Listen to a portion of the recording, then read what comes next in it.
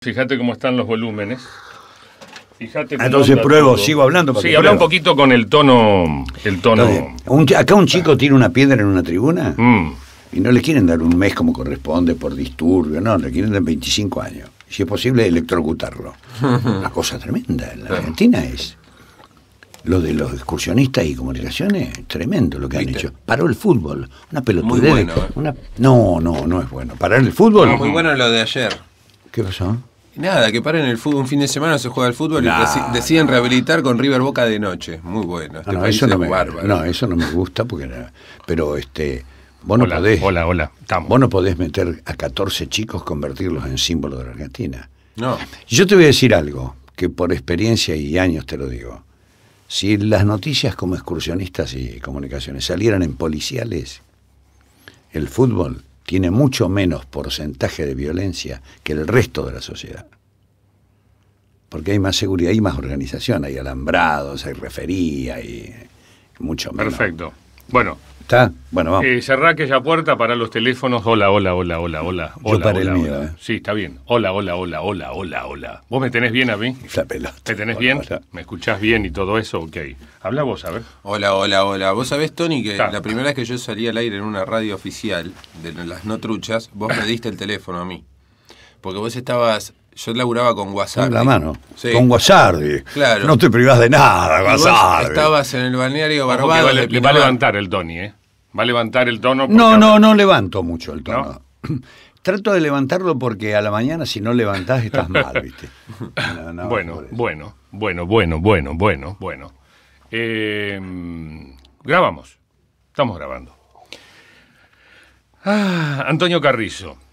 Vamos a recorrer un poquito la radio, tu radio. ¿Te acordás de la primera radio? Sí, me acuerdo de todo. Porque no. Primero que no hace tanto tiempo. Te voy a contar 3 principios. El primero, 4 principios. A los 5 años yo leo tan bien que en una escuela granja a la que yo iba me gano el premio del día de la lectura. Me dieron una yunta de palomas en una escuela granja. Y Blanquita Pérez, que llegó a ser inspectora general de escuelas de la provincia, fue llorando a la casa porque dijeron, mañana al que mejor lea le van a dar una yunta de paloma. ¿Y por qué llorás? Le dijo Clementa, que vive todavía su madre. Y dice, porque lo va a ganar Antonito, que tenía 5 años. Yo le leía los diarios al abuelo, que se llamaba, tomá para vos, Aureliano. Qué nombre, ¿no? Aureliano Abascal. Muy bien. Ese es mi primer triunfo profesional. En 5º grado, una maestra que se llamaba Leocadia Mujica de Dahl, nombre danés, D-A-H-L, un apellido danés, pero Mujica, le toma una especie de lectura, de examen a los chicos para ver quién iba a decir la poesía, quién iba a decir la poesía en el 25 de mayo. Y algunos vagos nos peleábamos porque eso significaba estar algunos días ensayando o te daban alguna prioridad y pasaba medio al frente. Y los maté. Cuando llegó un momento, yo le sabía la poesía, me unas de esas poesías tipo cartón pintado, de Legario de Andrade, de Rafael Obligado, de Belisario Roldán. De algunas me acuerdo hasta el principio. Por ejemplo, la de Belisario Roldán era la oración a la bandera. Hermosas palabras, nada más que palabras, pero bellísimas palabras, ¿no? Como Garcilaso, ¿no? Nada más que palabras, pero qué palabras, ¿no? Decía, Roldán dice, asuma el verbo sus majestades más altas, inspírelo la república y brote del labio en cláusulas opulentas de unción y de verdad el himno a la bandera de la patria. Es bárbaro. Extraordinario. Bueno, entonces Gané con el paso de los Andes, Olegario Andrade, ¿viste? Todo de cartón pintado, San Martín arriba de la cordillera como de cartón, el caballo como de cartón, la cordillera como de cartón, pero bueno, palabras, ¿viste? Muy bien, segundo triunfo. A eso en la mitad de mi carrera hacia la mayoría de edad, que serían 14 años, 15 años, mamá como en Villegas no había ni bachillerato ni nada, yo tengo 6º grado, ¿viste? Lo digo antes que me ataquen, lo digo, ¿viste? Claro. No lo dijiste nunca. No lo dijiste nunca. Claro, lo digo para que no me ataquen, ¿viste? Entré a trabajar a la propaladora del pueblo. La propaladora... A todo esto yo decía todos los versos en los asados, ¿viste? Deciste un verso, Carrillo. Garrossi. Me hacía rogar un poquitito y después, ¡pam! Mandaba Cavilla Singla, La Luz Mala, Puelbotija, No te atribules aura ni agaches la cabeza, esas cosas de Fernando Ochoa. Y Carrillo es un apellido de acá, es un nombre de guerra, ¿viste? Vos sos Carrozzi. Carrozzi con R-R-O-Z-Z-I, Carrozzi. Y Abascal por mamá. Cuando viniste a trabajar en la radio en Buenos Aires, cuando viniste a Buenos Aires, se usaban mucho los seudónimos artísticos. Sí, hoy también, creo, Sí, un poquito para no irnos el mal lejos. ¿Cómo se llama Leopoldo Bravo? Leopoldo, mira vos, qué raro, Qué raro, me acordé. Se te mezcló Leopoldo Costa. Sí, y Leopoldo Bravo, el sanjuanino. Claro. Claro, además. No, el hijo de Cantoni Bravo. Hijo, él mismo explica que es hijo natural. Si no el primero, el segundo embajador argentino en la Unión Soviética. Después de Cantoni, con Perón. Fernandito Bravo no es... Pochulu. Es Pochulu, vos lo conocés, claro. ¿Y vos sos Lalomir? Yo soy Eduardo, pero siempre... Bueno, es un seudónimo.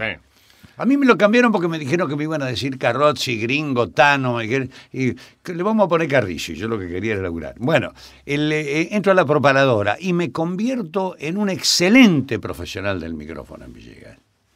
Sabía trabajar.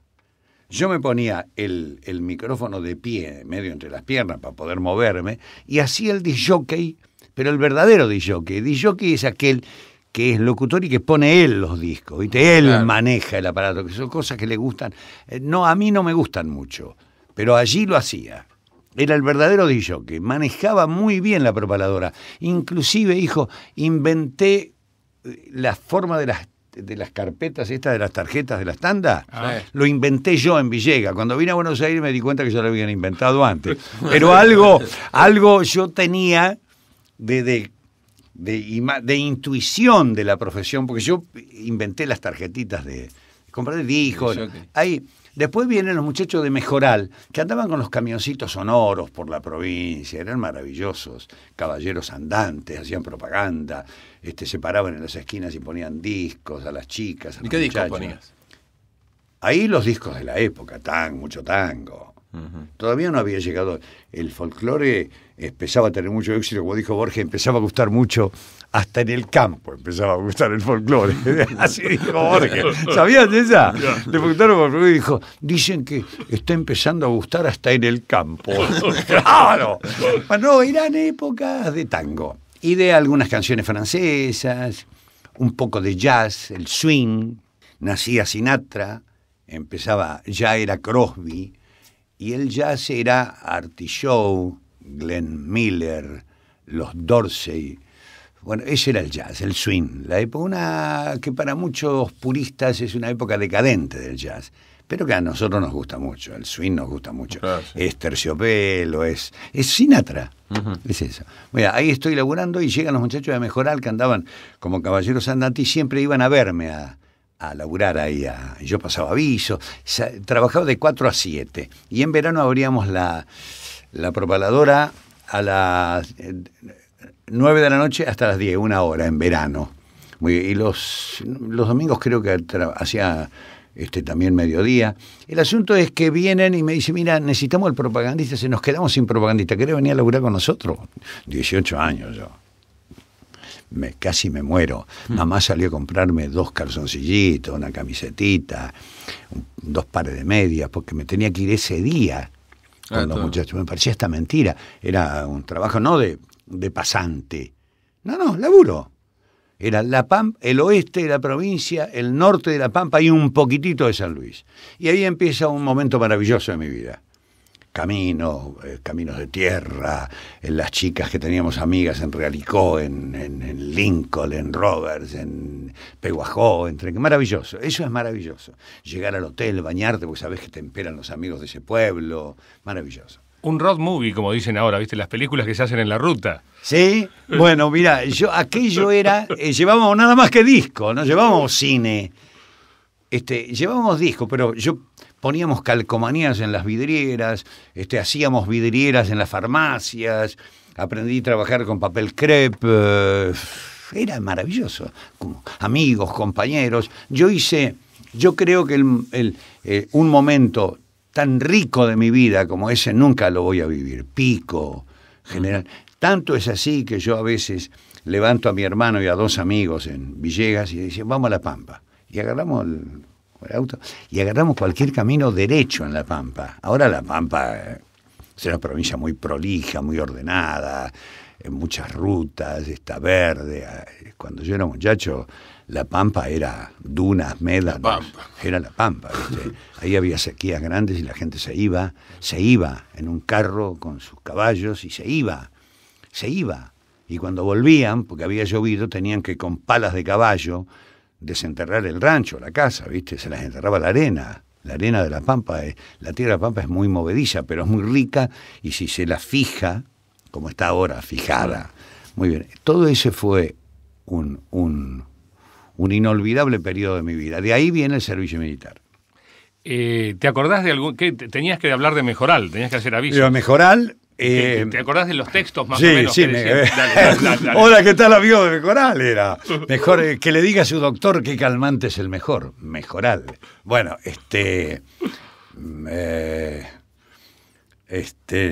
no, teníamos píldoras ROS también, ¿viste? Por ejemplo, inventábamos avisos nosotros. Por ejemplo, decimos un aviso de píldoras ROS, decía, ¡dame píldoras ROS! Decíamos, para joder, ¿viste? Porque son píldoras laxantes. Pero eso, barbaridad, Glostora, era nuestro. A ver qué más. Glostora, píldoras ROS, leche magnesia Philips, algunas groserías teníamos entre nosotros, pero bueno, organizábamos bailes, llevábamos copitas, le pedíamos permiso a algún club de Peguajó, de Carlos Casares, clubes o más chicos, ciudades pequeñas, pueblos pequeños, y hacíamos concursos de belleza o de baile, esa noche en el baile del club, y teníamos copitas, medallitas, y de pronto se me vino el mundo encima, el servicio militar. El miedo mío, pero Dios también me acompañó, ¿viste? Hice un servicio militar inolvidable. Yo hice un servicio militar aparentemente duro, pero lleno de imágenes para toda la vida, ¿viste? Yo hice servicio militar de infante de montaña. A mí me mandaron al sur, a la Patagonia, estaba acomodado, ¿viste? La locución no sirvió para nada. No, pero es que yo no era locutor, yo era locutor allá. Bueno. No, a la Patagonia, a Las Lajas. ¿Qué año? 40, y si soy del 26, hijo, 47. Ahí estuve un año, hice curso de exploradores vaqueanos y alta montaña, curso de esquí. Soy un soldado de montaña con toda la barba. Hice refugio de alta montaña 2 meses de Furriel, de un curso para oficiales y suboficiales. Frío en serio. Nieve, las patas en la nieve. Y nunca me enfermé. Yo era un flaquito criado por mamá, pero el entrenamiento de Mejoral de un año me había solidificado. Me había dado una capacidad. Mirá, no estoy hablando demasiado, no, bien. No, mirá, si vos te cargas de literatura, de buenas imágenes, de arte, de filosofía, esa idea de que un chico lee demasiado, este chico maricón, no, esas cosas te fortalecen mucho. Cuando yo me encontré con la soledad, que la dejé a mamá, si yo te digo cómo era, mamá tenía 16 años cuando yo nací. O sea, cuando yo me fui a trabajar con Mejoral, mamá tenía 16 más 18. ¿Cuánto es? 34. Una chica, una muchacha. Yo la vi crecer a mamá, una muchacha. Entonces, cuando yo abandono esa comodidad de una muchachita joven que me arropaba, me ponía la botellita de agua caliente en los fríos nuestros. Vos sabés bien, Lalo, lo que son los fríos de la provincia de Buenos Aires. Unos fríos de cagarse. Claro. Las cunetas escarchadas. Claro, bien, querido. Las sábanas como fantasmas colgando del tendal de la ropa. Escarchada. La sensación de las sábanas húmedas al meterte a la cama. Claro. La abuela me llevaba camisas paradas en la mano a la mañana. La abuela, para que las viera.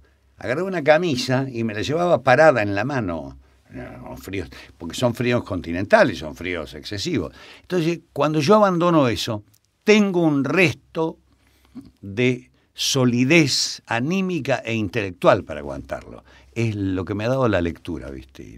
Y lo que me han dado los muchachos, los vagos. Yo era muy vago en Villegas. Fútbol, truco. Dice, ¿cómo Carrillo se jugar al codillo? ¿Cuánto te duraba el día, Tony? ¿Cuánto te duraba el día? Y si mucho, porque me acostaba muy tarde. Trabajaba 1 hora, abrían a las 9 y cerraban la propaladora a las 10. Hijo de puta, torrente de mierda, no, ¿verdad? No, pero además yo era bolichero con los amigos, jugaba billar, pase inglés, general, así, invicta. Yo llegaba a casa a las 4 de la mañana. Yo entiendo esas cosas. Era un astorrante, era. Claro. Leía, timbeaba, vagueaba, jugaba al fútbol todo el día. Era un loco, éramos muchachos muy vitales. Cuando yo salgo de viaje, todo eso ha servido para que yo me prepare a ser un muchacho laburante o un soldado de montaña duro. Soy un duro. Aguanto. Eso es lo que soy. Cuando vengo acá, no tengo más el laburo de mejoral. Me pagan la indemnización cuando vuelvo del servicio militar. Yo no conocía Buenos Aires. Y un publicista que me conocía del trabajo en La Pampa, de alguna inspección que había hecho, Mario Castignani, acaba de morir, Castignani Burro, un gran publicista, un gran redactor de esos avisos que yo te dije, socio de Lucas, socio de Maselli, un gran publicista. Me dijo, yo lo fui a ver y digo, no sé qué hacer, yo no conocía Buenos Aires, y me dijo, quédese acá que yo le voy a hacer tomar una prueba en Lintas. Una gran agencia. Claro. Me tomaron una prueba y entré a laburar de frasero, que es un laburo que ya no hay más. Las tandas las pasaban en vivo los locutores, pero cuando una agencia quería que se la destacaran la frase, ponía un frasero, que cuando llegaba a esa frase, la pasaba él. Se abrían los locutores y él decía esa frase. Esa dupla que hicimos durante 1 año con Beatriz Taibo, Beatriz Taibo una nena, mucho más joven, una nena. Le hicimos en Radio Belgrano a la tarde, a la mañana en Radio El Pueblo. Y ya no paré nunca más. Después vinieron me probó Julio César Barton a mí en Radio El Mundo. Un gran locutor bárbaro, Barton. Un hombre encantador, un hombre muy digno, capaz de tener dignidad en la pobreza, que es siempre... Hay gente que...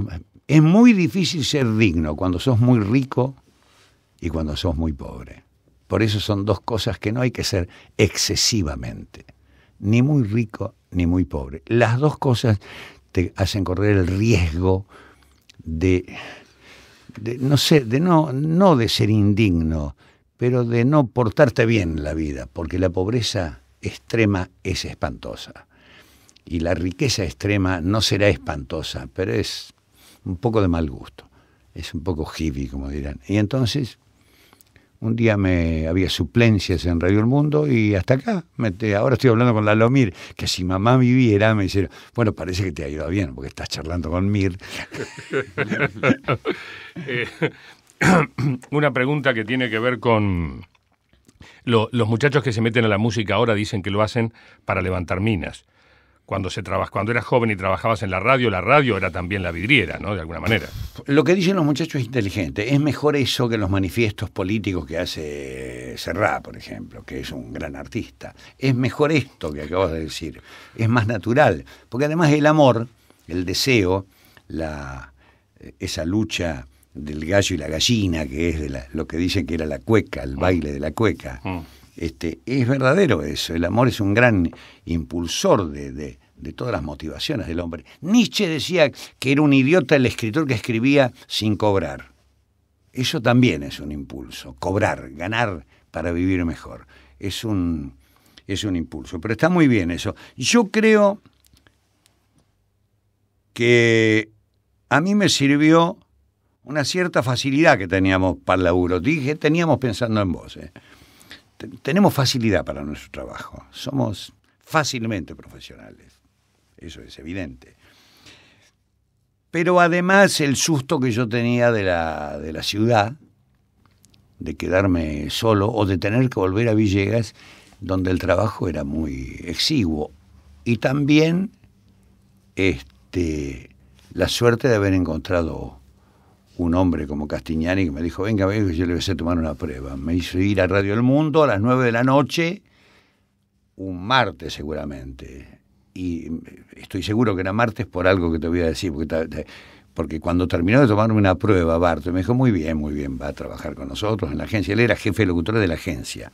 Me dice, ¿quiere ver algo? Y estuve alguna vez en una radio. No, yo nunca había estado en una. Si no había radio en el interior. En el interior había propaladora. Ahora cada que hay más radio que kioscos. Entonces le dije, sí, me gustaría ver un programa de radio. Está por empezar Sandrini. Me miró que papa. Sandrini era el programa de la radio en el mundo. Maipú 555. Entré Me hicieron entrar al control, que era como un privilegio ese día, ¿no? Estaba Coronato Paz, después nunca más los olvidé, el negro Valentín Viloria, estaba seguramente la orquesta de Varela Varelita, que era la que acompañaba a Sandrini, todo el elenco estable de Radio del Mundo, que era fantástico, fenomenal, estaba Sandrini, los locutores, estaba Rudy Laguri, Luisita Montenegro, que fueron después mis compañeros. Y ahí empecé, ¿Pero ya existía así un Star System de la radio? Sí, claro. Sí. Si vos le decías estaba la revista... Che, Iván Casado, querido, Iván Casero, Jaime Fonsaravia, animadores que ganaban mucha guita, estrellas verdaderas, programas de preguntas y respuestas, Juan Carlos Torri, querido, sí, querido. Las verdaderas estrellas, vamos a españolizarlo el tema, es una radio de estrellas, ahora es una radio de laburantes, es una radio de profesionales, aquí era una radio de estrellas. La prueba más grande que un argentino inventa la radio en España, que es Pepe Iglesias, el zorro. La radio estaba, pero no se habían dado cuenta. Es Pepe Iglesias el que la inventa. Va ahí. La radio argentina, la radio de Argentina, es la gran radio de la lengua castellana. La gran radio inventó estilos, formas, maneras, cómicos, desparramó modelos, la gran radio, libretistas, los radioteatros, los actores, las actrices, Nini Marshall. O sea, cuando vos le dijiste a tu vieja no voy a ser abogado, no voy a ser médico. No, nunca tuvimos esa discusión porque en Villegas no se podía. Tenía 6º grado y nada más. Lo que te tocara afuera en Villegas estaba bueno. Claro. ¡Qué hijo de puta! ¡Qué turro! Es que si en San Pedro era igual. No, San Pedro es mucho más, estás a un paso. Bueno, contame... Lo que quieras. ¿Cómo era un control, un control de radio? Primero, ¿cómo era un control de radio? Era igual que ahora. Como ahora, con una diferencia. Los operadores andaban con la cajita de púas en el bolsillo. Claro, a ver, no te rías. Cajita de púa porque se trabajaba con membrana. Cada 2 caras de discos, eran discos de 78, el operador cambiaba la púa. Vos lo veías cambiar la púa. Por lo general había mesitas con ruedas donde estaba el plato del disco para poder acomodarse en el control. El operador por ahí la corría un poquitito. Eran unos brazos muy largos, tenían lo que llamamos... El pick-up es década del 50. El pick-up es década del 50. Lo que se llama, cuando se inventa... la radio, a ver qué más te puedo decir. Tenían los discos, las cortinas con disco. Guido Gorgati tenía una oficinita, porque era un genio musicalizador. Guido Gorgati es el más grande musicalizador que hubo en el país. Tenía su cuarto propio con sus discos. Él trabajaba, entonces le daban un radioteatro a Guido, a Gorgati. Le daban el libreto. Y Guido lo musicalizaba en su cuarto con su plato de disco él. Y lo marcaba, había un código. El disco tal, le ponía números. Disco tal, y marcaba con un lápiz el surco del disco. Un lápiz que no molestaba la calidad del disco. Y desde ahí rayaba el libreto. Los grandes operadores conocían el código y ponían, te musicalizaban las escenas de amor, la violencia. Era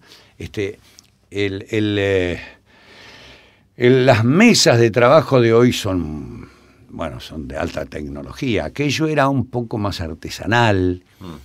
Y eso cambia en la Argentina en la década del 50. Nosotros estamos un poco... Cuando la Revolución Libertadora en el año 55, yo creo que lo hubiera hecho también Perón, ya era hora. Acá se descubren los pequeños grabadores, estaba trabajando con grabadores de cinta, los de alambre se habían abandonado ya. ¿Conociste los de alambre? Nunca vi uno funcionando. Yo los vi funcionando. Pero los vi muy poco tiempo. Complicado, dicen que era. No, sí, eran grandes, enormes, eran mesas. Un alambre. En lugar de una cinta, un alambre. Ahí se claro, en lugar de tape, un alambre, claro. Sí. Y Radio El Mundo tenía un grabador de acetato también, que el pobre Seti, que se ahorcó una noche buena, pobrecito, en la soledad, solitario, muy tan amigo y compañero era el técnico mayor de Radio El Mundo con Conci. Tenía como un pincel para ir sacando las rebarbas de los discos de acetato que grababan, ¿viste? Yo tengo algunos, grababan ahí.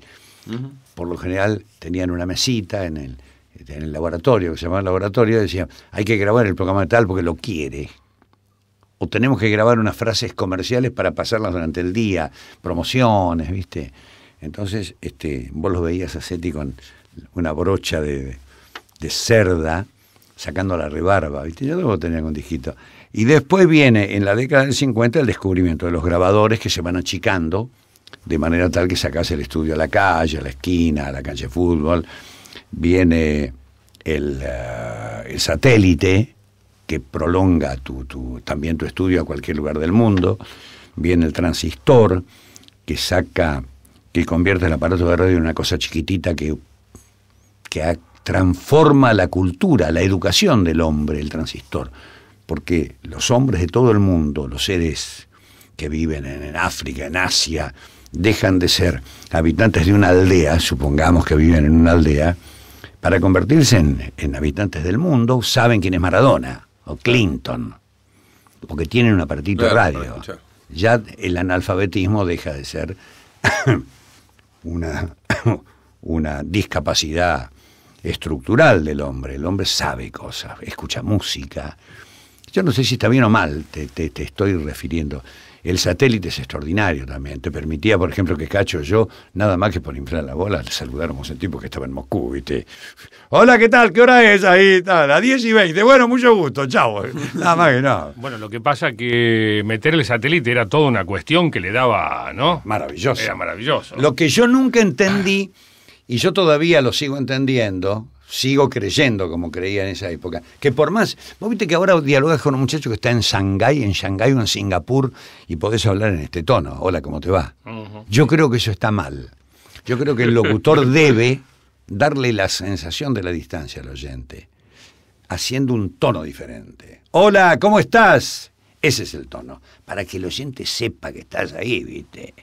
Para que tenga, si no el oyente... es como si nada, ¿viste? Estás abaratando un instrumento tan rico como es la comunicación del satélite. Bueno, esas son, a ver, el grabador, el satélite. Y la otra cosa fundamental que cambió la radio es las formas de grabación de la música y de la reproducción de la música. Eso cambió la radio. Vos escuchás toda la música de todos los pueblos, antes no se podían pasar música grabada en los grandes horarios porque hacía ruido el disco. Ruido. Claro. Tenía ruido de carro, ruido de lluvia en la chapa, y ahora no, ¿viste? Ahora tenés un stock total. Yo me acordé de las cortinas, las identificaciones de las radios en onda corta, siempre medio gritando decían, aquí Radio Moscú. ¿No decían así? No, Radio Moscú. Bueno, Radio Moscú tenía Radio unos locutores. Berlín. Radio Moscú era el partido, ¿viste? Entonces, a veces cuando tenés la fiebre de la izquierda, buscabas Radio Moscú a la noche para escuchar a ver lo que decían los muchachos, y había una o dos españoles, una locutora y un locutor, y se oían con altibajos de la onda que se iba y viene, sí. Radio Moscú, en el servicio en español de Radio Moscú para tal cosa. Ahora lo hago en cubano porque también La Habana tenía lo suyo. Mirá qué cosa es lo que estamos recordando. Por ejemplo, una mañana salgo de mi casa Y cuando llego a Rivadavia me he enterado en el taxi que se han matado a los astronautas soviéticos. Entonces llego a la radio y yo siempre me encontraba con Cacho, que salía por el pasillo de Rivadavia y yo entraba, porque habíamos inventado un jeite para no molestar a Cacho, para no molestarnos. O sea, cuando terminaba Cacho, iba el noticiero, las frases intermedias y mi presentación grabada y un tango pegado. Entonces vos tenías 10 minutos para armar el estudio, desarmar, ¿comprendés? Entonces yo me encontraba con Cachito, un beso. Si Cacho estaba de buena, un beso.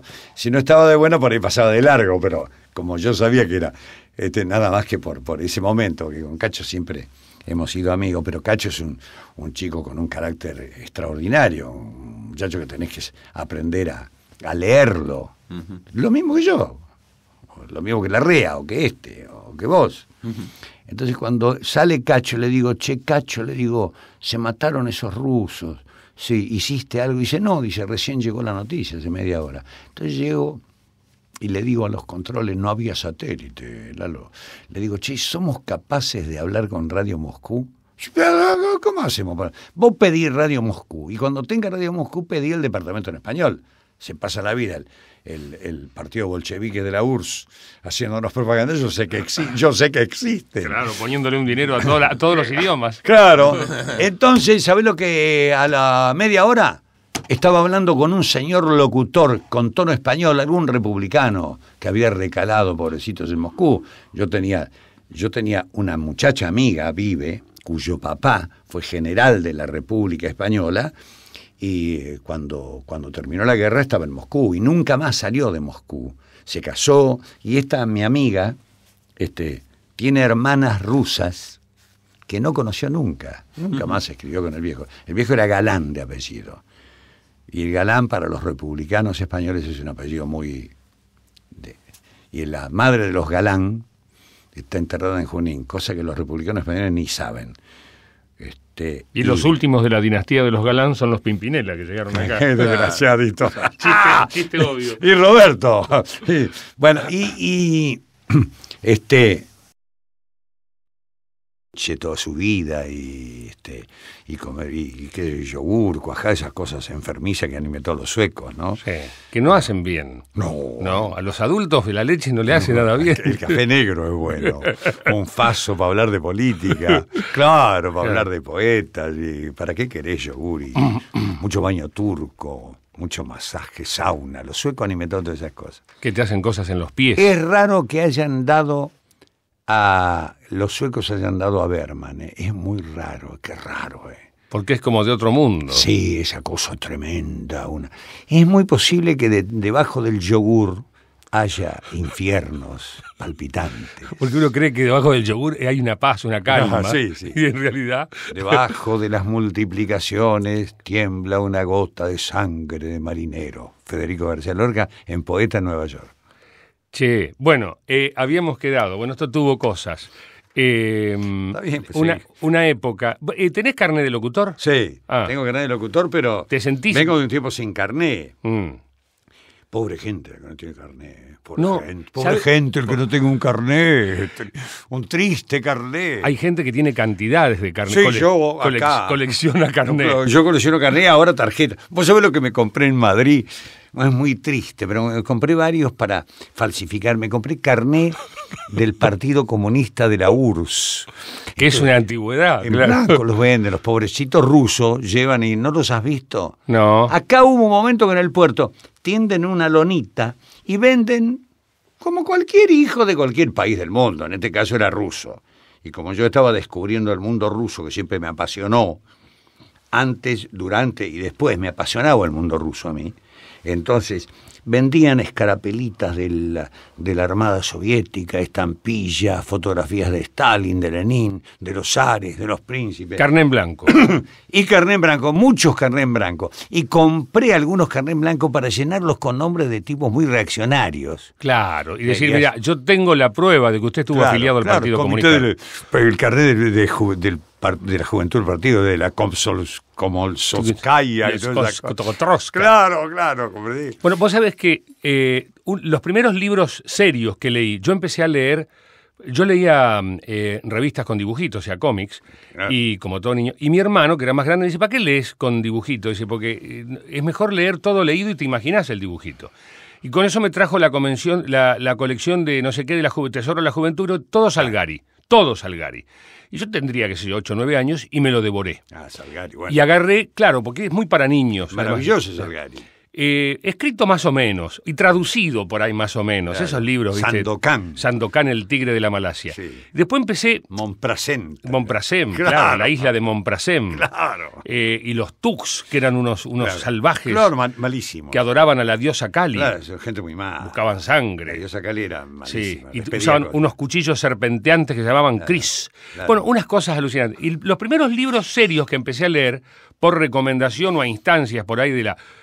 obsesión de mi hermano de que no lea historietas, fueron rusos. Qué sé yo, todo, no me acuerdo, Gogol, Pushkin, pero era fácil leer. Esa es la gran literatura rusa. Esa literatura rusa, Dostoyevski, que fue lo más complicado. Ese es uno de los dramas de la ideología, que te hacen creer cosas que no existen. Yo recuerdo que una gran actriz argentina, no la voy a nombrar, presentó una obra de Chekhov, y decía en el programa del escritor soviético Anton Chekhov. Y Chekhov murió en 1904. No era soviético, era ruso, el viejo Chekhov. La Unión Soviética no existía. No existía, ¿viste? Entonces, además no era una nacionalidad la soviética. Las nacionalidades, como hemos visto después de la disolución de la Unión Soviética, eran otras. Eran los chechenos, los georgianos, los de Georgia los ucranianos. Sí, eran las naciones de la Unión Soviética. Pero como Rusia era el partido mandante, si se quiere, y el más grande de todos. Sí, pero sufrieron mucho los rusos también ese tema. Es muy interesante. En la época soviética, algún sociólogo soviético estudió que a la vez que se colonizaba a las otras naciones, a los otros estados soviéticos, los otros estados soviéticos también de algún modo colonizaban a la Rusia central, porque venían a Rusia. Y ahí entonces aparecía ese. Stalin, en uno de los pocos escritos que tiene, que después se insertó en un capítulo de la historia del partido bolchevique de la URSS, tiene un artículo que se llama La cuestión nacional. Y Stalin hablaba de cuidar las lenguas de los estados soviéticos, porque la lengua, decía, es estructura de la cultura. O sea, se daban cuenta del tema. Pero estábamos hablando de la radio. Estábamos hablando de Gogol. Vos trajiste. Bueno, y de todos estos que... Esa es la maravilla de la gran literatura rusa del siglo XIX, que nos habían hecho creer que no existía. El siglo XIX ruso es de una potencia de Pushkin en adelante, y antes no había tenido casi nada. Algún escritor folclórico, siglo XVI, XVII, XVIII, en el XIX explota todo eso y da eso que vos dijiste, esos escritores que hemos leído, que has leído, ¿no? Yo creo que lo que habías comentado la vez pasada era que no te sentías del todo locutor, me parece, u hombre de radio, en el sentido de que había otra cosa dentro tuyo, otro tema, otro subject, como dicen los extranjeros, que te ocupaba. No sé si son los libros, parece si es la que a vos también. Si es la cultura, bueno. No entregamos nuestra alma a la profesión, Lalo. Siempre uno hace otras cosas y se pierde por ahí por otros caminos. Porque tenemos violines secretos. Si uno se queda las 24 horas con esto colgado es un poco triste y pobre. Tenemos... Es muy lindo lo que acabas de decir. Utilizaste una palabra maravillosa que es ocupación. El hombre se diferencia del tigre y de la gallina, porque el tigre y la gallina vienen ocupados desde nacimiento. No eligen lo que van a hacer. No vienen vacíos. No. Vienen ocupados. Estuve con un tema hablando de un gato, pero era lo mismo, que el gato viene como gato y a uno tiene que optar o elegir. Pero la lengua española, ¿cómo le dice al trabajo de cada uno? Su ocupación. Es extraordinario. Y después le dicen la sabiduría curro. De la lengua. Al trabajo le dicen curro. Claro, bueno, pero eso es otra cosa. ¿De qué te ocupás? ¿De qué te ocupas? Quiere decir que vos sos un espacio vacío. Entonces, la idea que yo tenía, y que evidentemente vos también tenés, me encanta coincidir, es que no solo tenés que ocuparte de tu ocupación laboral, profesional, eso es poco.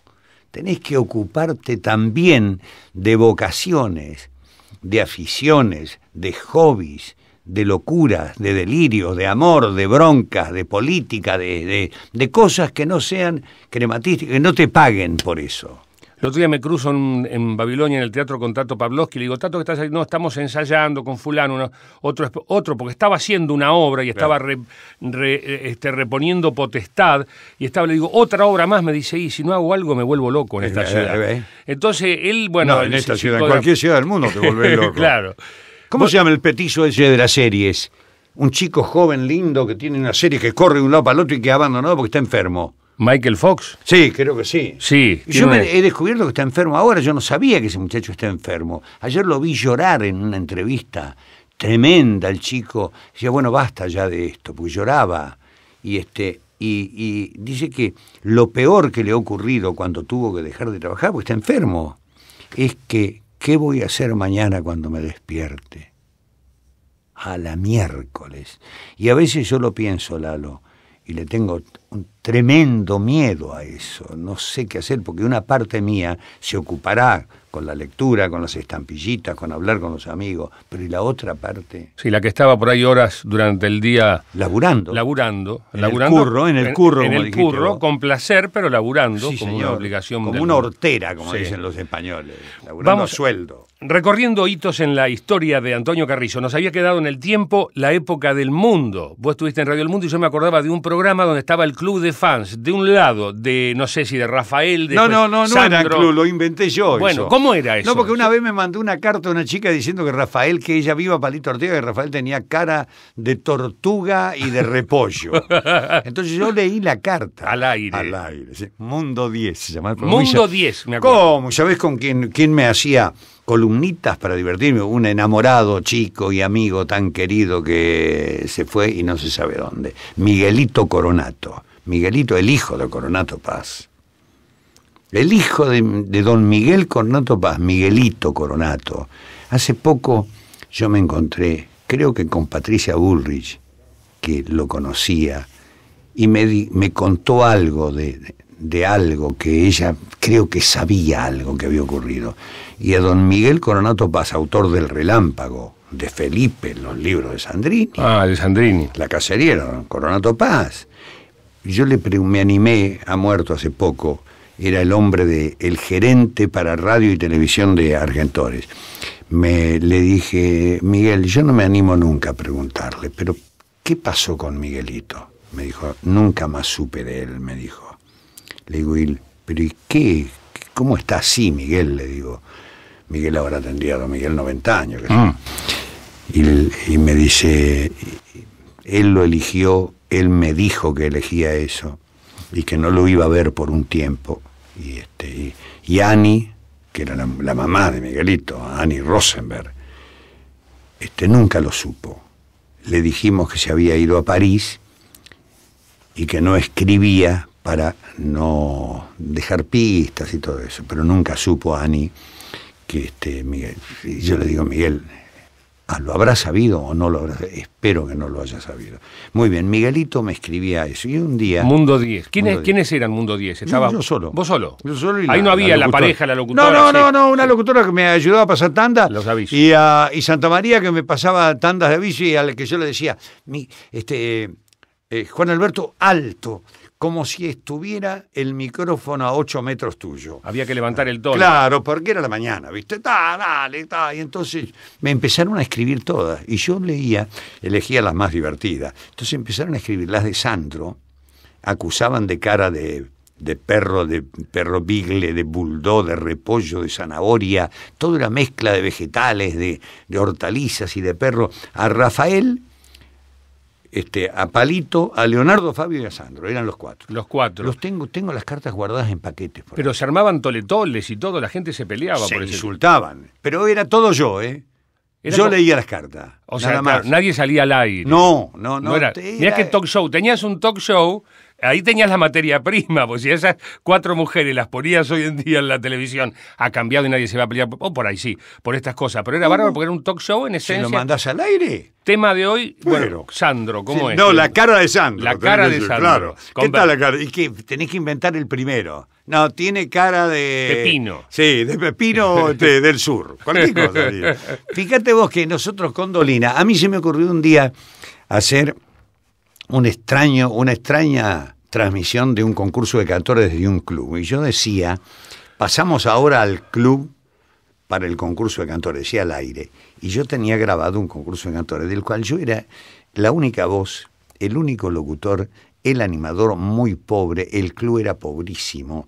El club tenía el baño de damas, era un tranvía que le había regalado, el tranvía usado, timbeaban, todo lo hacía yo, y yo me había grabado, Lalo. Perdóname el yo, ¿viste? Pero estoy hablando de mí. Sí, está hablando. No hay manera de... Dale. Yo me había grabado risas, carcajadas, risas chiquititas, aplausos, silbido, risas de irónica, cargada y todo, con un público que me permitieron grabarlo en Canal 11. Entonces yo me paré y le digo, bueno, carcajada, y grababa. Entonces con eso, y le gustó tanto al Negro Dolina y a los muchachos, empezaron a... Entonces yo pasaba discos de los cantores y la gente votaba por carta. Entonces me decía, han llegado 25 cartas de Carlos Gardel, 30 para fulano de tal, y ahora va a cantar fulano de tal. Y siempre lo tenía primero a Goyeneche, que recibía 2 cartas, y a Gardel lo tenía cuarto, quinto. O sea, el animador era hincha de Goyeneche. Hablaba con los directores, y le gustó al Negro Dolina, que estaba en Rivadavia, y entonces venía a la hora de grabar, y juntos hacíamos este invento de un público que votaba, porque votaban por carta, y de la misma manera que aquellos de Sandro, de Palito, de Rafael y de Leonardo, estos votaban por cantores. Terminó llevándome preso, la policía, hubo una pelea tremendo, duró como 5 meses. El guión, claro, empezó a inflarse crecer, mucho. A crecer. Apareció la hija del bufetero, que fue un invento de Dolina, Susanita Eso era Furlaneto, dentro de la vida del canto. Susanita Furlaneto. Se la levantaban mucho a Susanita Furlaneto. Era rápida, Susanita. Sí, muy rápida. Maravilloso era. Pero el público, los que escribían era Y esa época de Mundo 10 era la época que a mí, por ejemplo, había unas palabras que me sonaban muy tremendas en la cabeza, que era el boletín sintético de radio. Eso es anterior. Es anterior. Claro, eso era nació... cuando las noticias de la radio eran... Lo escuché no había nacido. Lo dijo la radio. Claro, bueno, pero ese es Sinclair Lewis. Los grandes novelistas americanos han tratado mucho el tema del tipo que cree que es verdad porque lo leyó en el diario. Sí. Entonces no puede ser mentira.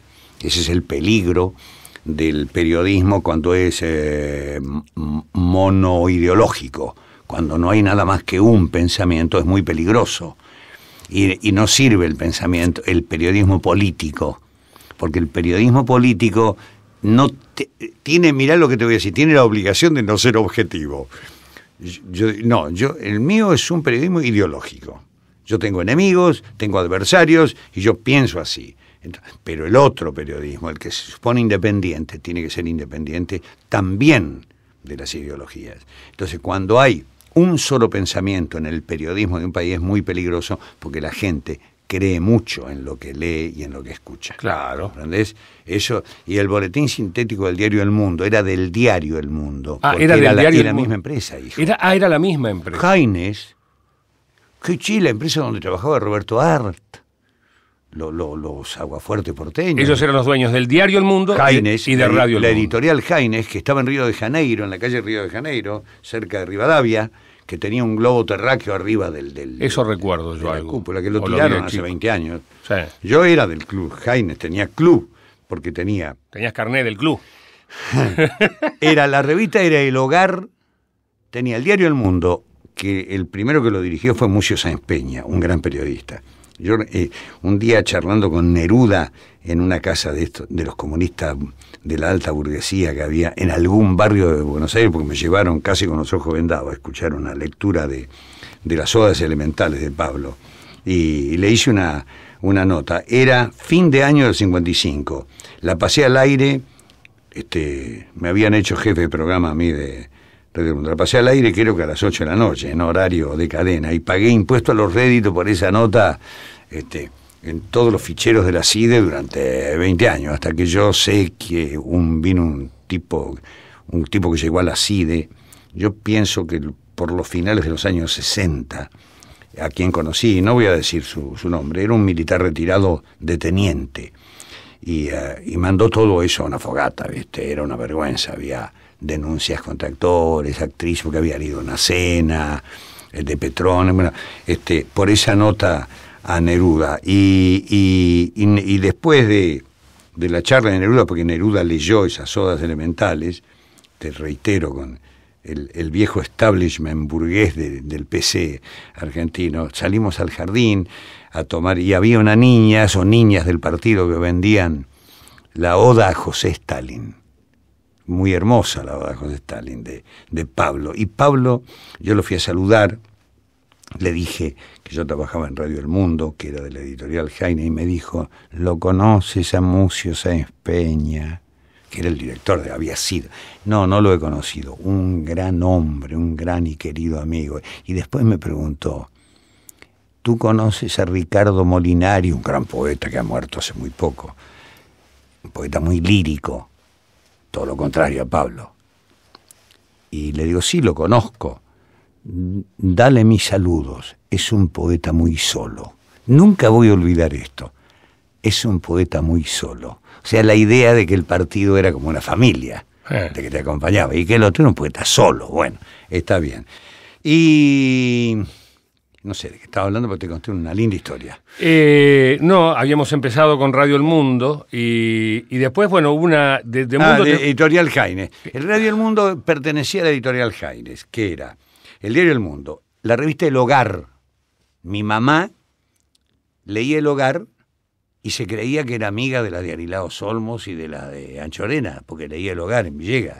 No, leía El Hogar. El Hogar, bueno. Que esa es la idea de las revistas del Jet Set, de caras. De caras o gente, y la gente cree que también tiene... Que los conoce personalmente. Sí, pero se ha muerto fulano, te dice. Muy bien.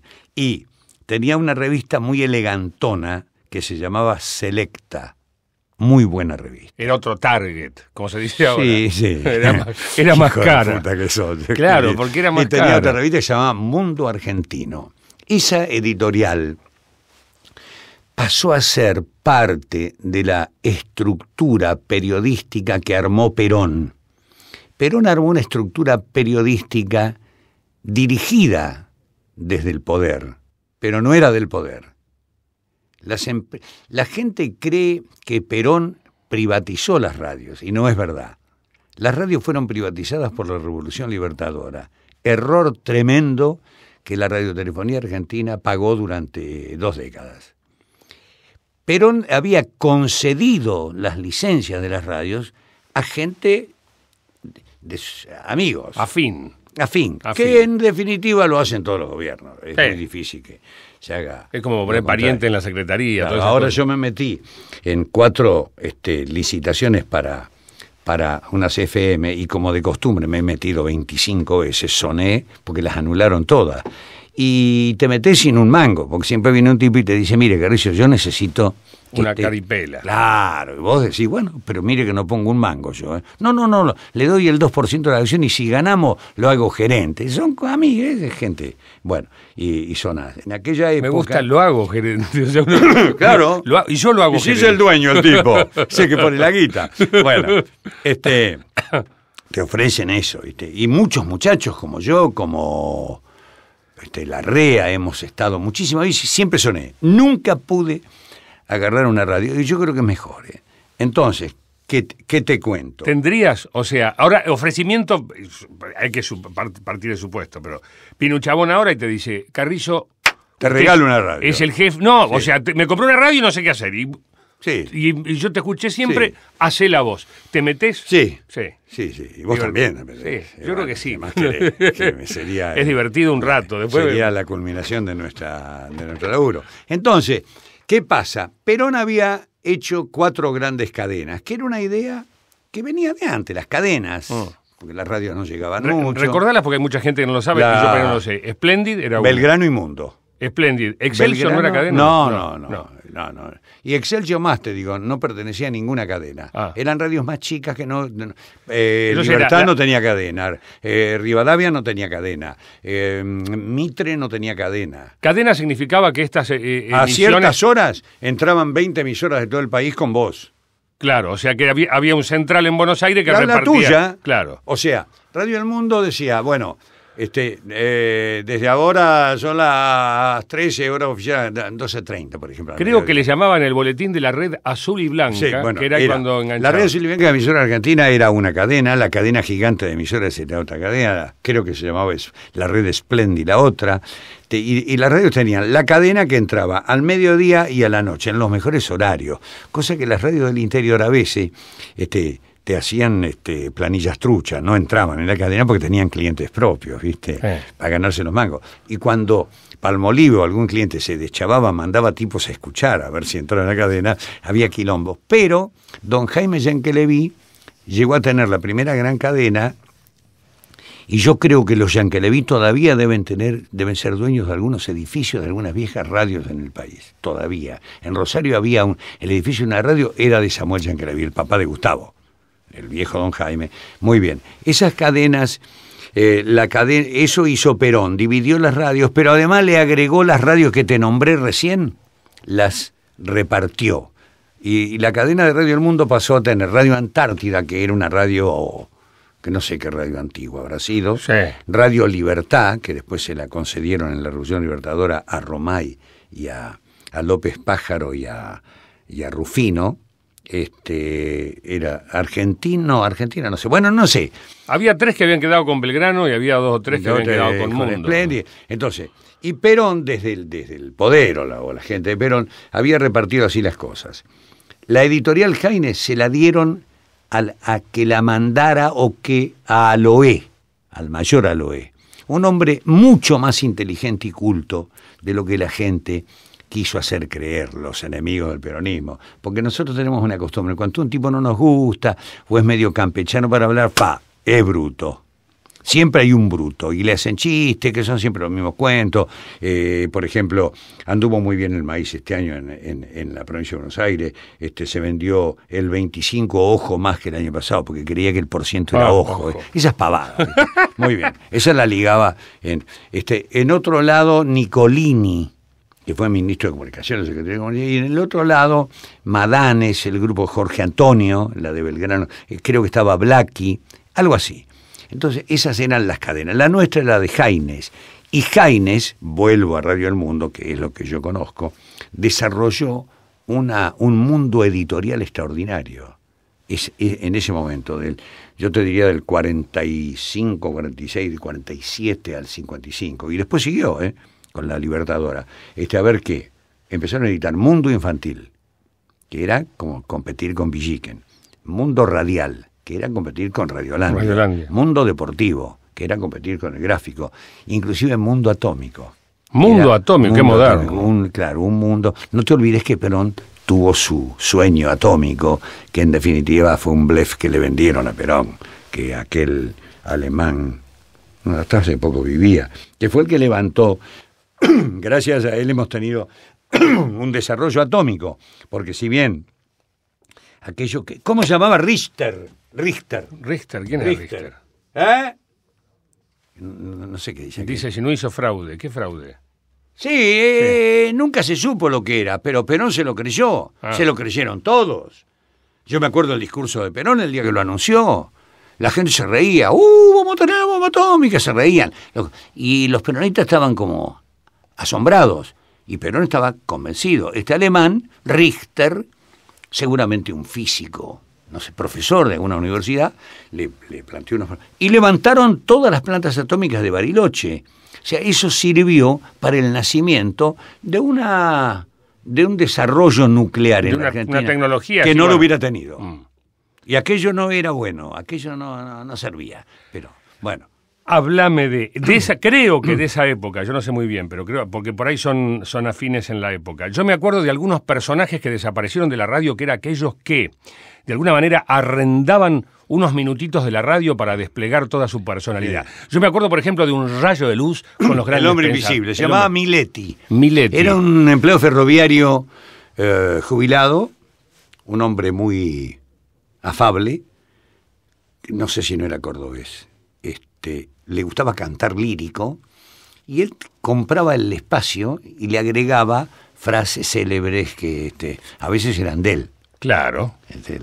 Yo recuerdo que nosotros le tomamos el pelo por ejemplo, Rafael Díaz Gallardo, un día que no llegó Miletti, leyó la frase él, y el Pajarito, que era muy hijo de perra, dijo, les habló un amigo del amigo invisible. Claro, porque así terminaban. Porque hay que aclarar que el tipo se presentaba de una manera muy sugestiva, diciendo, y ahora un rayo de luz con los grandes pensadores de la vida. Exactamente.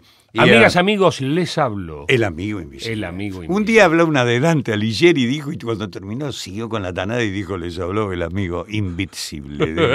Sí, era muy simpático, muy amable. A ver, ¿quién más? Yo tuve una de las últimas de él que por ahí ya se iba cuando ya era grande y decía, y ahora un rayo de luz con los grandes pensadores de la vida, una frase célebre que me pertenece. No, sí decía. Se le escapaba. Una frase del amigo invisible, decía del mismo. Pero era un hombre muy amable, tenía un currito. No, había más de esos columnistas que aparecían a la hora. Había uno que por lo menos...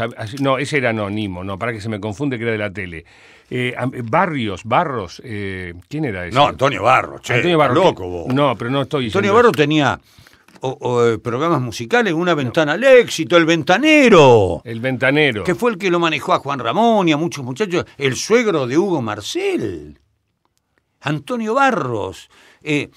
Creó un gran personaje que era él, que era bueno. Una vez yo lo oí decir a don Antonio, un hombre encantador, eran de Pompeya. Una vez me invitó a comer un asado a su casa. Decía, me duelen las manos de hacer el bien, dijo don Antonio. La hija de don Antonio es la mujer de Huguito Marcel. Y el programa se llamaba... Una Ventana al Éxito. Una Ventana al Éxito. Él era el ventanero. El Ventanero. Se llamaba El Ventanero, maravilloso. Otro era Bayón, que tenía música... ¿Cómo se llamaba? La noche. No sé, pero yo te podría recordar. No. Yo me acuerdo. Te voy a recordar al que escala, más recuerdo yo. Escala musical era Bayón, creo. ¿Era Bayón o era Bailiar? No, Bayón. Bailiar fue después, creo. Pero Bailiar... Escala musical era Bayón. Hubo dos Bailiar. Sí. Carlitos y Jorge. No. ¿Sabés quién era, para mí, el paradigma del disc-jockey? El gallego Rodríguez Luque. El gallego Rodríguez Luque lo hacía muy bien, pasaba discos, tenía sus programas de discos.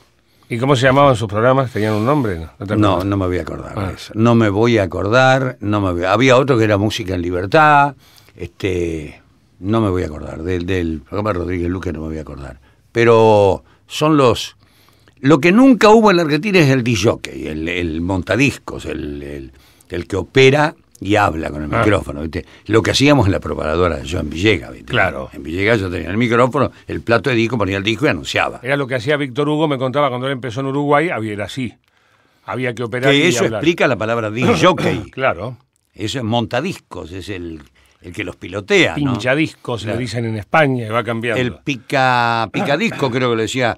El primer montadiscos que llegó más moderno, ¿no? Vale la pena hacer un homenaje a él, ¿no? Que llegó con ideas muy nuevas, pero ya era la época de los Bayón y de los Belliar y de los Rodríguez Luque, fue el peruano. El Hugo viene en el 56, lo traen algunos muchachos, porque yo creo que estaba en Montevideo, Bonardo. O en Chile.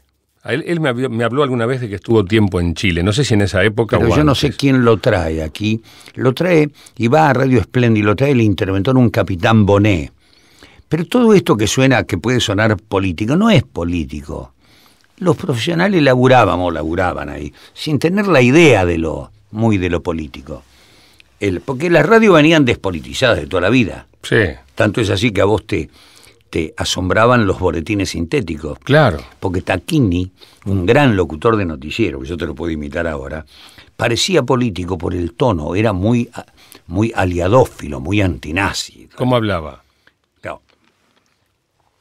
El boletín sintético del diario El Mundo de Buenos Aires, con noticias nacionales propias y del extranjero de la agencia de Associated Press y Reuters. Las Fuerzas Armadas del general Timoshenko le han dado una dura paliza al ejército alemán en su avance en Rusia. Ese era el tono. Era un tono dramático. Editorializaba con el tono. Lo querían matar los nacionalistas. Lo esperaban a la salida para pegarle. Tenía la medalla de hace tantos años que murió que ya... Pero lo imité bastante bien. Ese era Tacchini. Carlos Tacchini. Amigo de escritores, amigo, compañero. Sus hijas son periodistas, una en París y otra en Italia. Tacchini. Háblame un poco de La vida y el canto, que es, digamos, la referencia más moderna, ¿no? Sí, es el cambio total del profesional que fui, profesional de show, un profesional que le gustaba trabajar con público, a una radio, bueno, ya empieza con Mundo 10. Es una radio más íntima, más... Sí, ya no había no tenía la grandilocuencia, bueno, del público enfrente, de tener que ponerse el smoking y de agarrar el Yo micrófono. me acuerdo que sí, pero el peruano cuando llegó aquí trajo muchas novedades, entre otras fue capaz de romper un picapo que decía que le rezaba los discos al aire. Sí, otra cosa. Inteligente, divertido. Distinto, muy distinto. Muy diferente. Y además muy agresivo con los compañeros. Hablaba mal de Tenía mí. fama de cabrón. Hablaba mal de mí. Ahora es un encanto. Yo me encuentro con Hugo. Dice, ¿cómo está mi novia por mi mujer? Es divino, Hugo. Es divino y además podemos hablar con Hugo de César Vallejo y de Perú y de Mario Vargas Llosa y de escritores. Hugo, ese es otro tema, ¿ves? Para que vos en algún momento lo encares. Está previsto, todavía no apareció. ¿En qué momento entra... Claro, al mundo de la radio, lo que llamamos nosotros la cultura, la inteligencia, que estaba arrinconada en Radio Excelsior, con algún escritor que hacía sus charlas. De repente algunos locutores se atreven a hablar de escritores. O sea, hasta ese momento, allá por la década del 50 antes, se habían muerto los grandes escritores sin que ninguno dijera que había publicado un libro, o había pasado las exposiciones de Petoruti o de Victorica o de Spilimbergo sin que nadie las anunciara, excepto en Radio Excelsior o en Radio del Estado o en Radio Municipal. Pero eran radios que no escuchaba la gente. No escuchaba nadie. Entonces, lo importante fue que algunos muchachos fueron capaces de decir, bueno, hoy se presentó el libro de Jorge Luis Borges tal. Es un libro publicado, es ese momento. Es un momento fundamental en la historia de la radio, porque en ese momento la inteligencia descubre a la radio y la radio a la inteligencia, y los escritores empiezan a no rechazar a los locutores. Mi abuela murió sin saber quién era Borges, y ahora ninguna abuela ignora quién era Borges porque lo escuchó por radio y saben quién es, festejan el cumpleaños del aniversario de Silvina Burri. Yo ayer estuve festejando el aniversario de la muerte de Álvaro Yunque. ¿Quién hablaba de Álvaro Yunque? ¿Quién?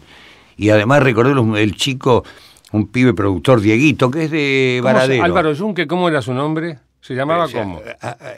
De apellido Gandolfi Herrero. Sí, yo leí que yo quedé prendado cuando era también más chico, el libro de los Pampa, el Calfucurá. Claro. Y tiene una gran... Ese libro es fundamental para entender la historia de toda esta zona, de la Pampa y de la Y además él escribió libros infantiles, novelas. Escribía muchos libros infantiles. Este chico, que yo tengo un productor que se llama Dieguito Genú, que es de Varadero, de por ahí. Y Diego me trae aniversarios y le gusta porque yo desarrollo algo. Álvaro Yunque. Y Álvaro Yunque era hermano de uno de los más grandes galanes del radioteatro argentino, Ángel Wolk. Ángel Wolk, que se llamaba también de apellido Gandolfi Herrero, era pareja con Olga Cáceres Pearson, una gran actriz de la época de la radio. Tus padres o tus abuelos se acordarán de todos. Y hermanos, los dos, del más grande peso liviano que tuvo la Argentina, Alcides Gandolfi Herrero, campeón de peso liviano, peleador, camorrero, patotero y gran poeta lunfardo. Y un libro lindísimo se llama Nocau Lírico. Álvaro Yunque, ya viejo, me supo llamarme por teléfono para saludarme una vez. Y está vivo un heredero de esa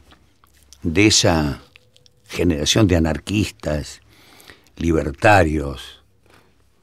Yo no sé si llegaban a ser comunistas, posiblemente Álvaro, esa generación era Leonidas Barletta, el del Teatro del Pueblo, el de, hacele hablar a Gorostiza de eso, el Teatro del Pueblo, uno de los primeros grandes teatros independientes, estaba en Diagonal Norte, el Teatro del Pueblo, tenía editorial además, y dirigía un periódico muy comunista y muy intransigente, muy duro, que solía ser muy arbitrario, inclusive con gente del pensamiento comunista que no comulgaba con él o que no pensaba con él o como él.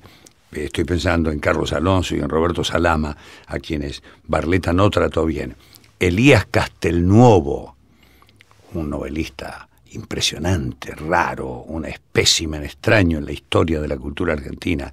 Lobodón Garra, Liborio Justo, que está vivo, anarquista, comunista, lo que vos quieras, escritor, hijo del presidente de la Nación, general Agustín P. Justo, nieto de altos mandos del ejército argentino, nieto del coronel Granada. No, sí, bueno, puede ser, no creo esto. No era el coronel Cañones de todo. No, Borrá, no, pero era hijo del general Justo, fue el que le gritó muera el imperialismo yanqui a Franklin Delano Roosevelt en la asamblea de recepción. Estaba el padre con Roosevelt, lo sacó la policía. Qué grave. Vive, Lobodón Garra debe tener cerca de los 100 pirulos. Le gritó, abajo el imperialismo yanqui, o muera el imperialismo. Que hizo lo que hizo de muchos años Luis Zamora. Zamora, que bueno, ahora ya sabemos que ya lo habían hecho mucho tiempo antes. Lobodón Garra, Liborio Justo. Liborio Bernal era el abuelo, por eso Liborio. Otro militar, el papá de su mamá, yo no los conocía. General Justo, el presidente Justo, era un conservador progresista, al revés hay conservadores reaccionarios, Pellegrini fue un conservador progresista, Roca también. Los hay reaccionarios, también hay gente socialista reaccionario. Y el general Justo tuvo una de las grandes bibliotecas americanas argentinas, el general Justo, y es el cuerpo principal de la biblioteca de Lima, la gran biblioteca que fundó San Martín con Monteagudo. Cuando se quemó esa biblioteca, compraron la biblioteca de Justo. Bueno, Lobodón Garra, Álvaro Yunque, Elías Castelnuovo, Leonidas Barletta, son los prohombres de la literatura de la izquierda argentina, de esa época. Mencionaste, yo ya voy atando cabos porque debemos estar bien. Estamos en cinta final. Bien, el radioteatro. Invítame otros días. Sí, pero hablar de fútbol otro día. De otra cosa, cuando ya tenemos que tener otros. ¿Qué dice un día te vamos a llevar a la radio, a que hagas, a que discuta. Nosotros tenemos un comentarista deportivo, que es el chico que estuvo acá la vez pasada cuando viniste, Martín Sicioli, que él es muy de River.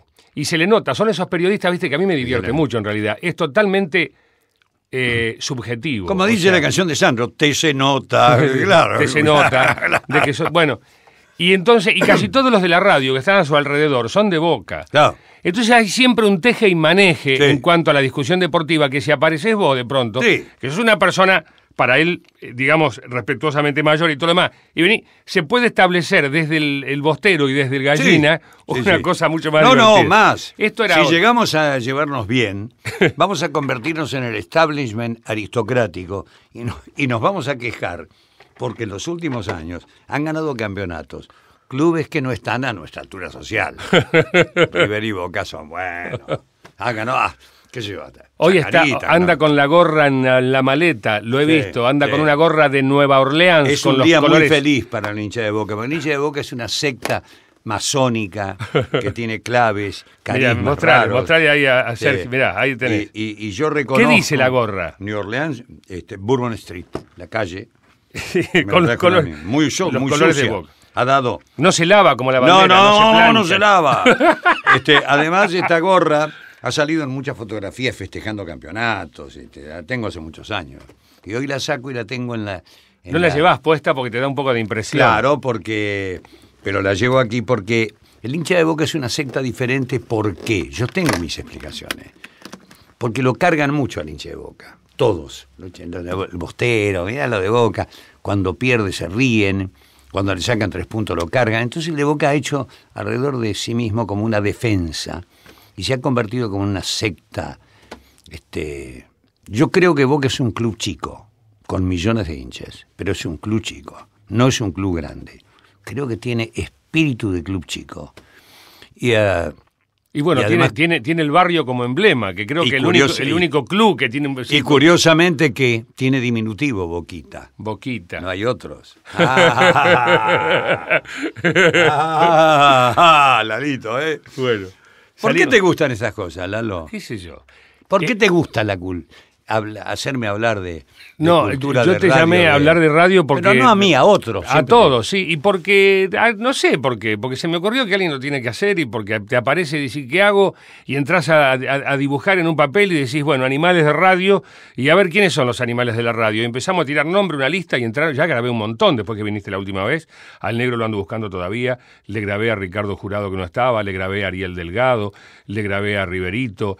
Bueno, y va creciendo la lista. Cuando pongamos todo en el aire, vamos a tener a todos los animales de la radio sonando en la radio, que es como una obviedad, pero por otro lado también hay que hacerlo, qué sé yo. El gran trabajo que tendrías que hacer ahora es con todos ellos ir dividiendo temáticamente. Claro, es un trabajo de producción complicado. Es un trabajo muy jodido ese, muy voy a terminar, ¿no? Difícil, ¿no? Voy a terminar con Marco, porque para terminar, y una cosa que mencionaste del radioteatro, ¿no? Que dijiste, no, porque era un gran galán del radioteatro. Y la pregunta es, para ser galán de radioteatro, no hacía falta la facha. No.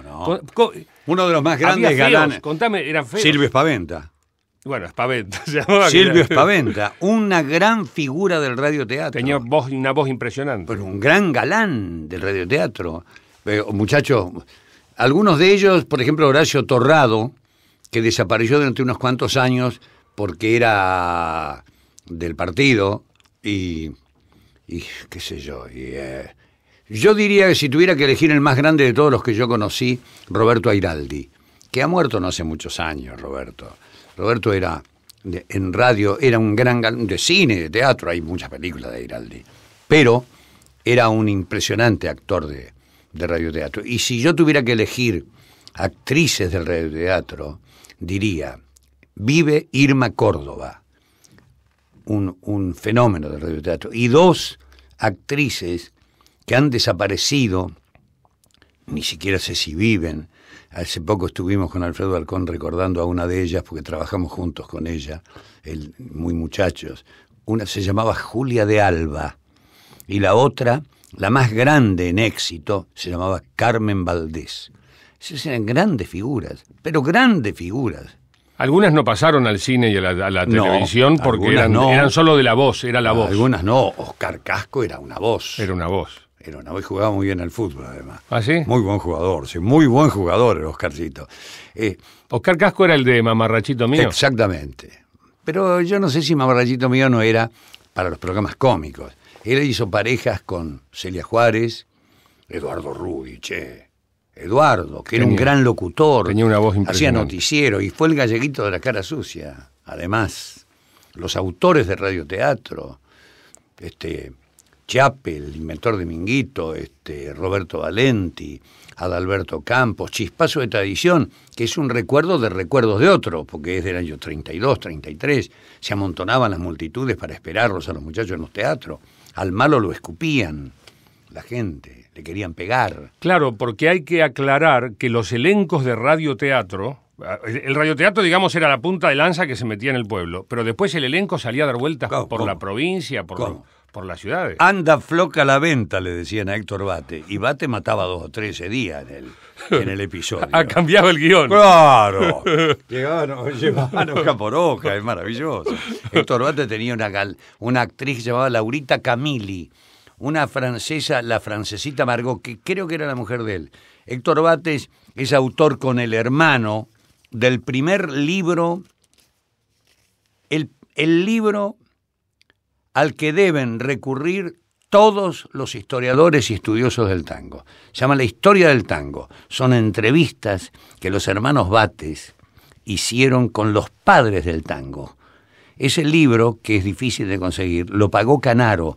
Y yo un día le dije a Canaro, ¿usted sabe que compré ese libro? Yo ni sabía que era de Canaro. Compré un libro, Historia del Tango, ¿está usted? No, dice, sí, lo pagué yo. Me han dicho que ahora se vende caro, yo tenía una pieza llena. Claro, que en aquel momento aquí en la idea de estudiar el tango como historia es una idea nueva, una idea un poco literaria, es una idea que ya señala el que comienza el declive. Cuando empiezan a nacer los historiadores de algo, es porque empieza el declive de ese algo. El tango no le interesaba a nadie, excepto a los que hacían tangos y a los que les gustaba el tango. El tango de pronto se abre a las multitudes en los clubes, años 40.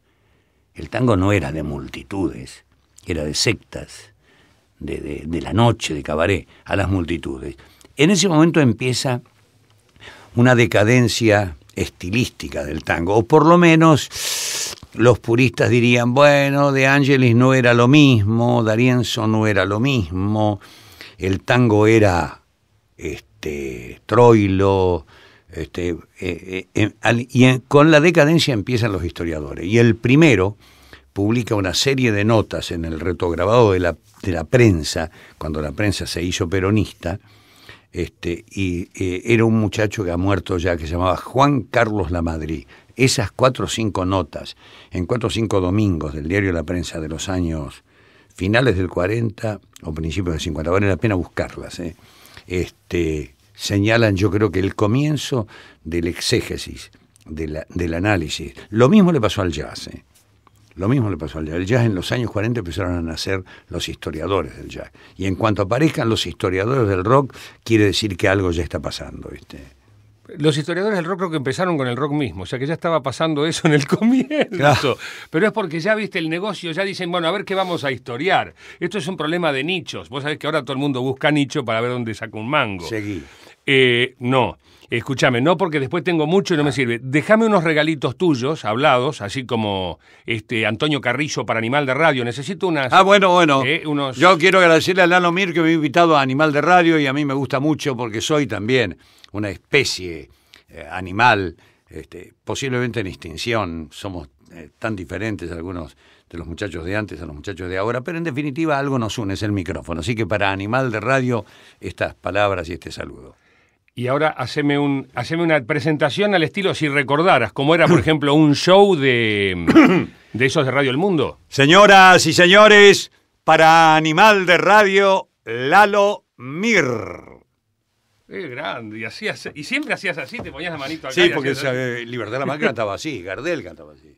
Casi todos cantan así. Sí, también claro, porque los El naranjeros... otro día le fui a hacer una vez más eso porque fue muy fuerte. Los sí. naranjeros en las esquinas cuando paran se ponen la mano acá, Claro. ¿no? ¿Viste? Yo tengo uno que es Ansana, no asnero. Dame otra presentación de Vamos, Animal de Radio de dale. Lalo Mir, dale. Señoras y señores, en Animal de Radio, Lalo Mir. Muy bien.